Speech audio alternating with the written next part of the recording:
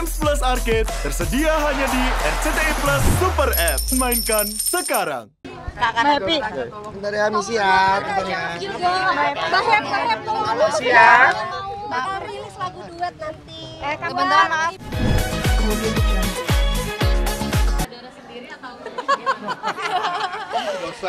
Sutradaranya emang sejahat itu ya kayaknya ya. Enggak Om Buku.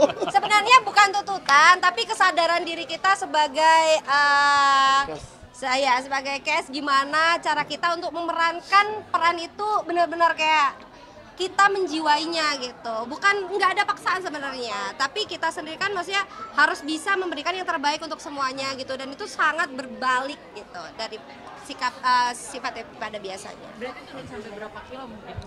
Itu turun 3 sampai 5 kilo kayaknya. Sampai kecil banget badan aku, makanya ntar nonton filmnya. Kalau lihat aku sekarang. Jadi berapa kilo kan? Dari berapa ke berapa? Dari 50 itu ditanyain Kayaknya ya. banget ya. Yang dimarahin suaminya loh nanti, Mbak. Dari 59 ke 54 55.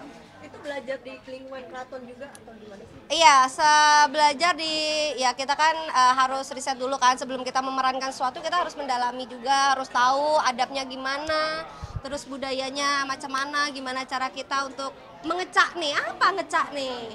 Untuk membiasakan, menerapkan pada kehidupan kita sehari-hari gitu.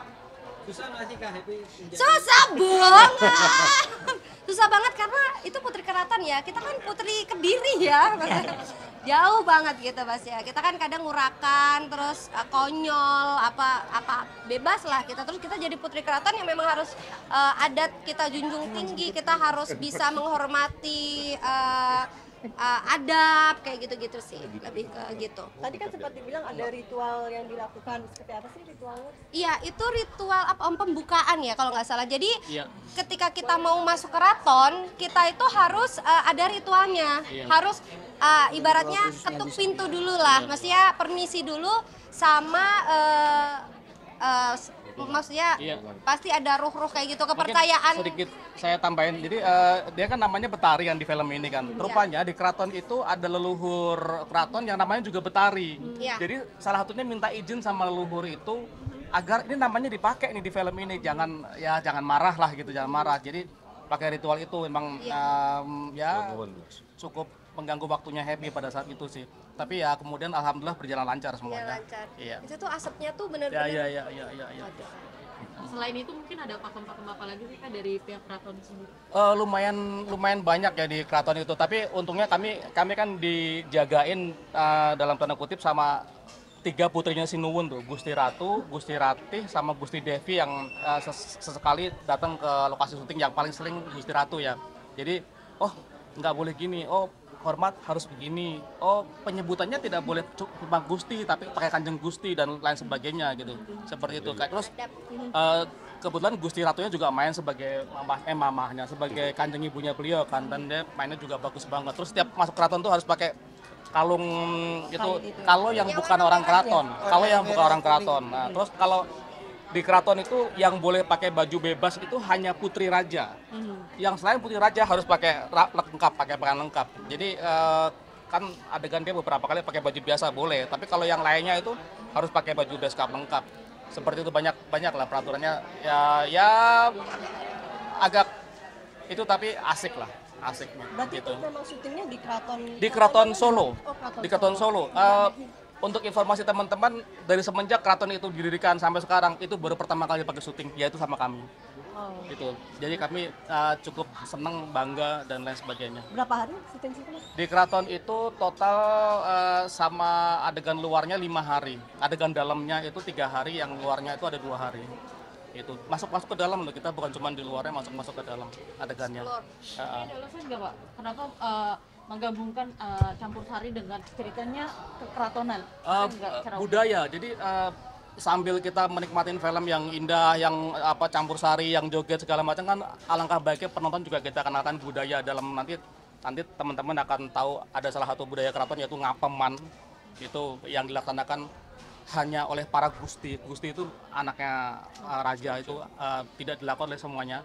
Apa itu ngapeman dan lain sebagainya itu nanti akan tahu di film itu seperti itu sih. Jadi kan kalau keraton menampilkan ibunda sebagai dari sisi campur sarinya sendiri itu ada nggak yang kayak lebih senior dari mereka yang ditampilin misalnya jadi produsernya atau apa sebagai ini cameo-nya Darboy Gang itu cameo. Dia sebagai orang yang kemudian akhirnya memproduksi Konco Seneng. Setelah Konco Seneng ya pokoknya somehow di titik paling hancur, kemudian muncul sosok siapa namanya Darboy yang kemudian menjadi produser dari Konco Seneng. Kan Darboy kan di Campur Sari cukup oke lah ya, cukup ya kalau saya bilang superstar lah dia. Tapi Campur Sarinya sendiri didalemin apa cuma sekedar ya Campur Sari ya memang musik rakyat dan segala macam.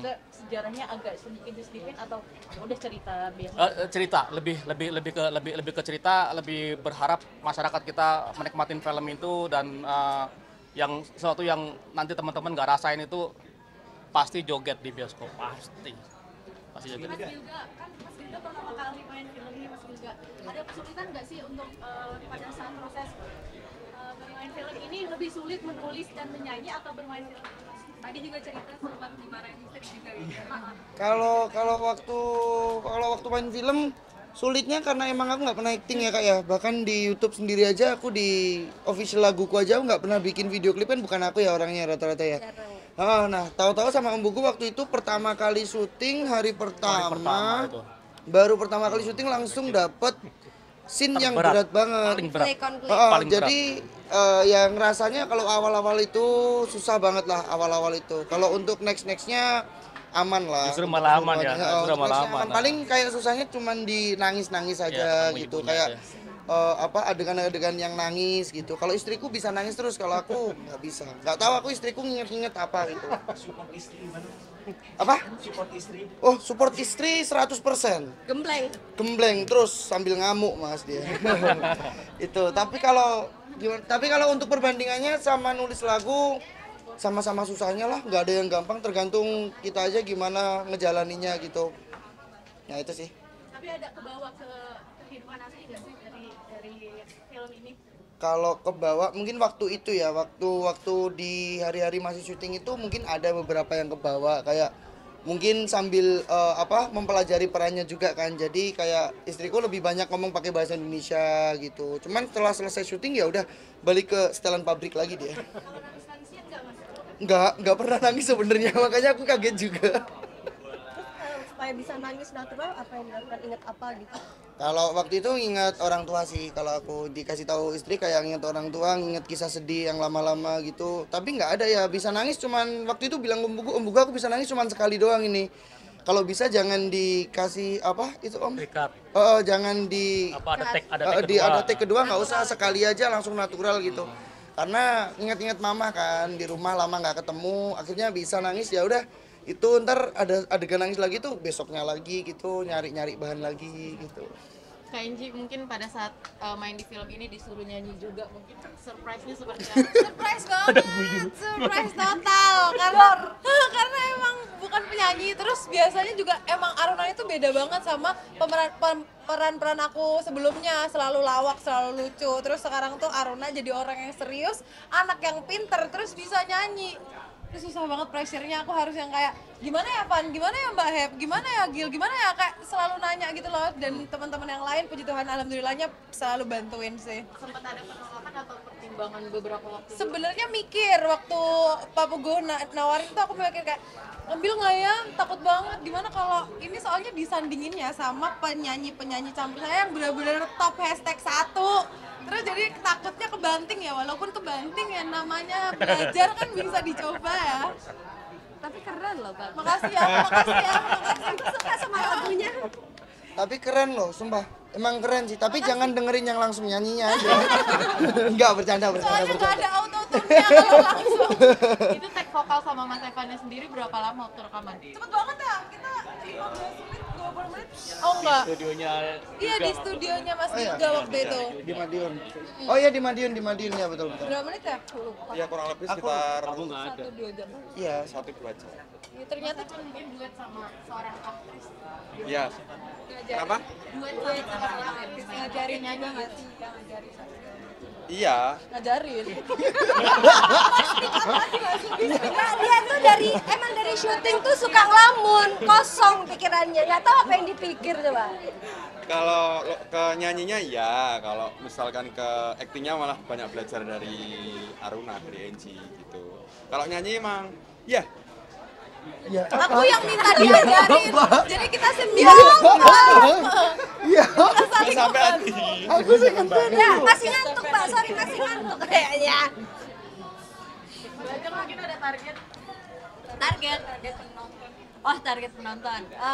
Kalau target penonton tentunya ya kayak tadi mungkin Mbak Betari udah bilang gitu ya, kalau misalnya bisa 5 juta sampai 10 juta penonton, tapi juga yang paling penting ini bisa dinikmati oleh banyak orang di Indonesia. Makanya penting banget untuk kayak tadi Mbak Runa juga bilang untuk nggak boleh nonton sendiri, ajak teman-temannya, nggak boleh nonton 1 kali, nggak boleh nonton 2 kali, kalau bisa nonton 3 kali dan rame-rame. Mas Evan, lebih sulit mendalami karakter atau mengajari? Emang susah itu ya? Ya, awalnya sepertinya lebih menantang ngajarin si NC awalnya, tapi pada kenyataannya emang lebih sulit mendalami karakter.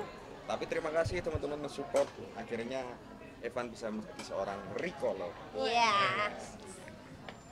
Oke, baik. Berarti terakhir boleh diajakin teman-teman media, lewat teman-teman media untuk nonton di bioskop mulai 9 Januari. Untuk closing ya teman-teman. Silakan. Halo teman-teman semuanya, jangan lupa nanti nonton Ambiar Mak Biar tanggal 9 Januari 2025 di bioskop kesayangan Anda. Sekali jangan cuma nonton sendiri, ajak teman-teman, keluarga, semua orang buat nonton Ambiar Mak Biar. Dan mulai tanggal 9 Januari. Iya, joget bareng di bioskop. Iya. Terima kasih. Foto dulu. Ya, oke.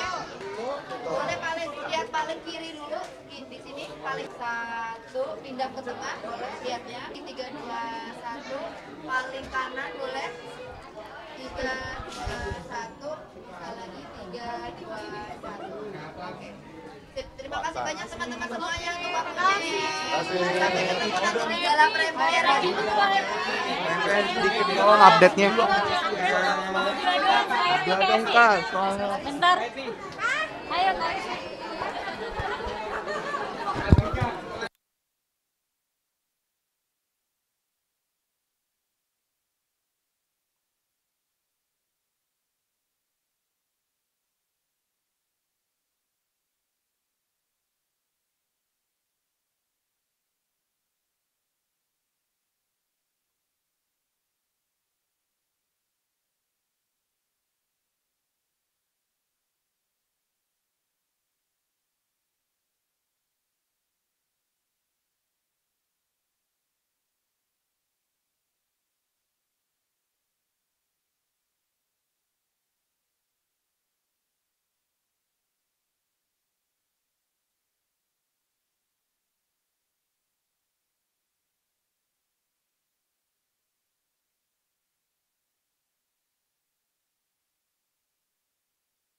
Nggak ada stres.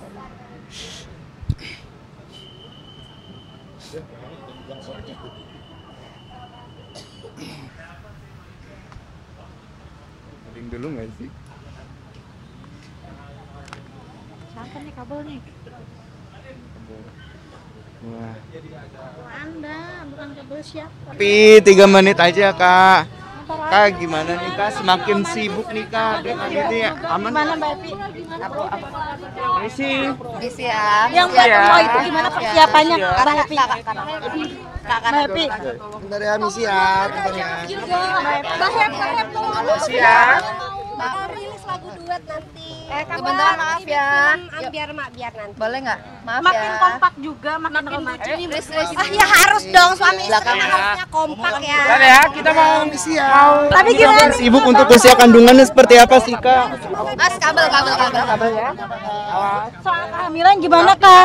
Maaf ya. Mbak Epi. Dimaksudnya takut nggak sih kak? Mungkin dengan kesehatan kehamilannya kak. Maaf ya teman-teman. Artis ibu kota ya. Feelnya beda. Udah.